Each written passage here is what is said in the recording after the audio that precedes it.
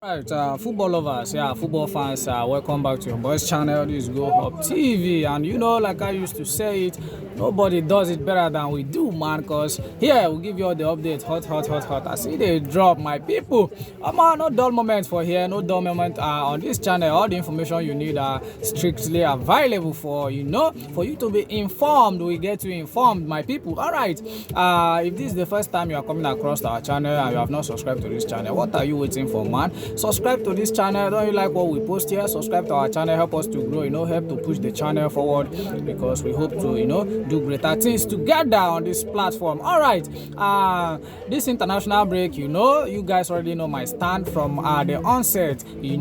My stand is that the international break, especially the qualifiers, for me is the most boring football calendar season in football. For me, that's my personal opinion. Don't ask me about it. That's just how I feel, because this international break, especially the qualifiers, will just come and steal the joy of the moment away. And if it is not bad news to be another bad news, either your country is not qualifying, it's either your country is getting beaten, it's either your players are not playing up to the game, and it's also either most of your favorite players are coming back to the club injured. So my people, international break, especially all these qualifiers, they are not really my thing, except the club, except the FIFA World Cup. That's the only time, and the Nations League. Those are the moment. And boy, you see all those qualifiers for the tournament itself. Come on, man, it's starting. All right, quickly, people, away from that, now let's go into the main matter for the day. All right, the Super Eagles of Nigeria. You see the reason I haven't been talking about the Super Eagles of Nigeria, even the Nigerian football as a whole, because in fact Nigerian football is a mess. It's a pity. It's a pity. Permit me to say, I'm a Nigerian. Don't get it wrong. Don't get it twisted. I'm as patriotic as you are, my friend. But let's call a spade a spade. You see our system. You see the Nigerian system, especially the governing body of the Nigerian football. It has so gone into a mess, bro. It's very clear, and even the blind can see that our system is not working.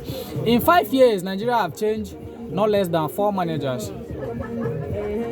Initially, it was Jose Pesero, and the federation came to complain that they cannot pay the wages he's demanding. They cannot pay the wages he's demanding. All right, we allowed him to go. He left.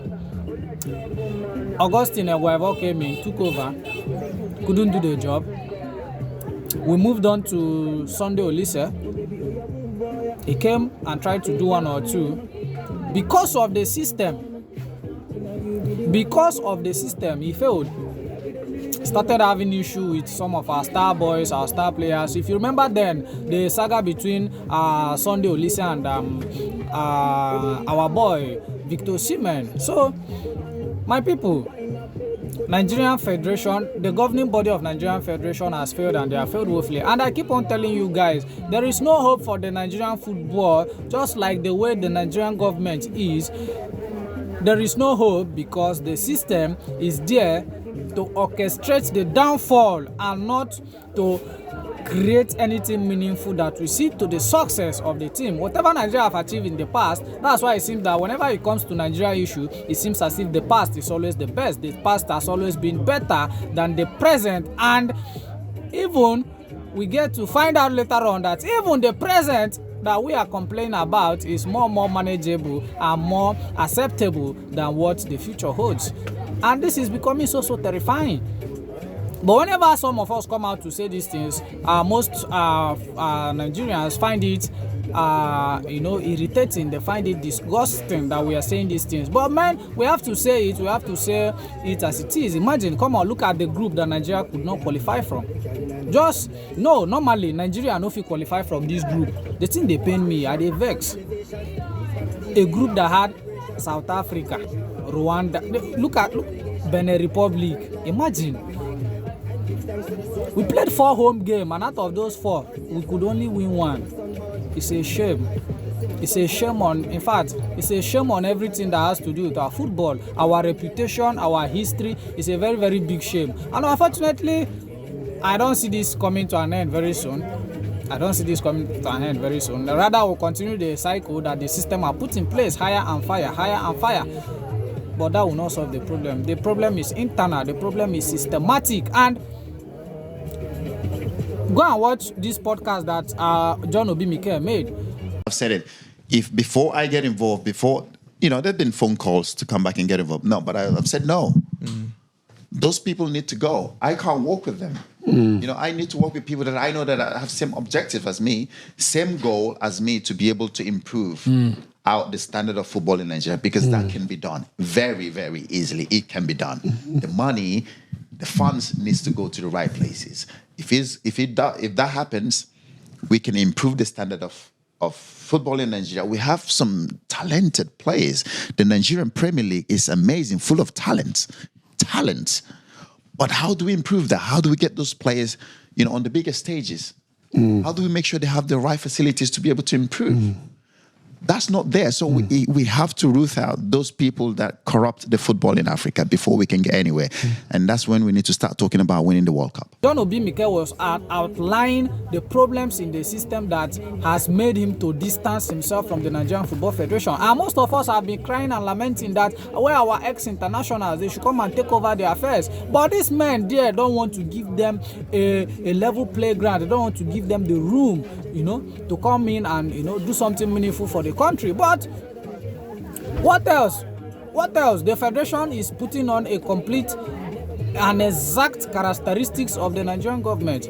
Go into our politics, go into our government, our parastatals. What you get there is old men. It's hard before you come across any young, a youthful person that, is at their peak and, willing to sacrifice one or two for the country. But no, these old men, they are not. Doesn't take anything away from them. Rather, they are harvesting and saving up for their, generation yet unborn.